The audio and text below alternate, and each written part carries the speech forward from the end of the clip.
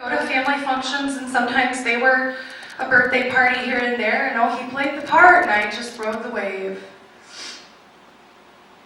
Christmas Eve, Regan and I stayed the night, and the plan was my parents were going to pick us up from the house, and he and I, Amelia and Regan, were going to go to Andrea's home for Christmas.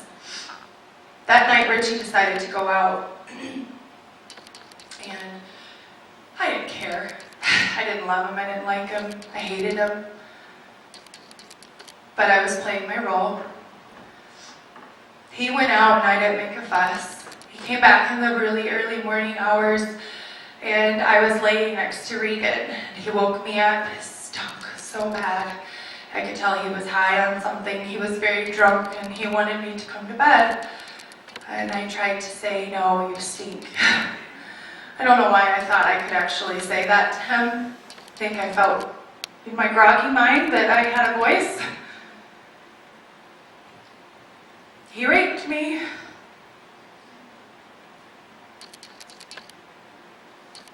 And he slammed my head into the headboard.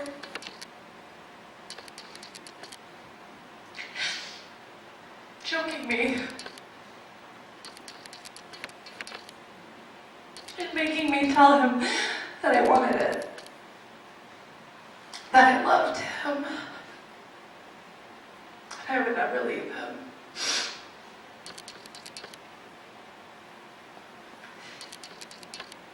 The next morning, I was reading a story to Regan and Amelia in the living room, trying desperately to salvage the day and just put my face on. You learn to put a face on when you have kids, especially. He started telling me that he wasn't going to go, and I didn't say anything. He ended up threatening me again. He got very angry and came at me on the couch. And the only thing that stopped him was little Amelia screaming at him to stop. He threatened that he was going to kill my parents when they got there to get us. And that he would kill Andrea and Amy and their families that day if I didn't go along with it.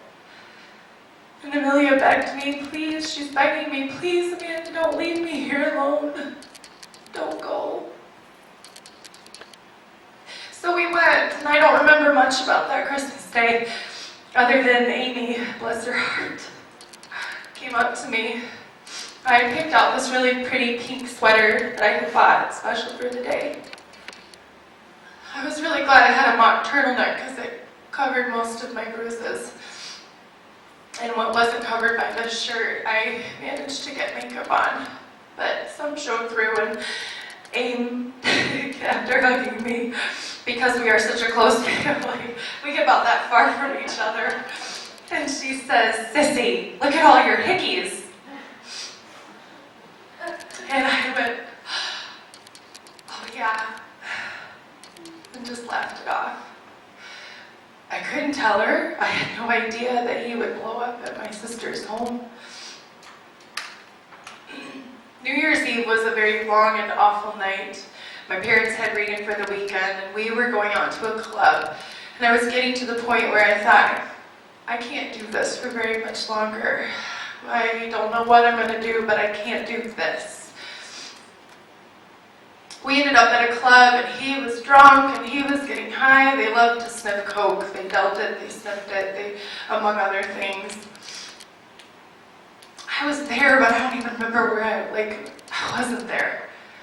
You begin to just exist. All of a sudden, there's all these friends that I had no idea who they were, and they were with him, and they were like, "Hey, we're going to another house." These kids looked preppy. I say kids, they were 20, 19, 20, 21.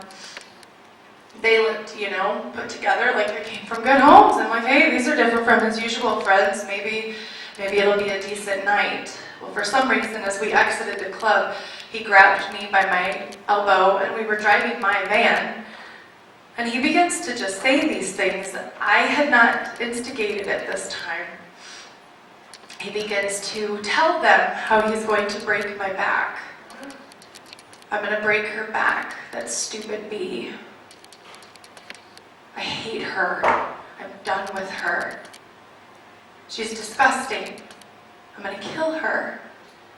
And not a single one of them said a word to help me. I'm driving all these people, and he's telling them how he's going to hurt me, and none of them said a word. They laughed. Oh, Richard, you are not.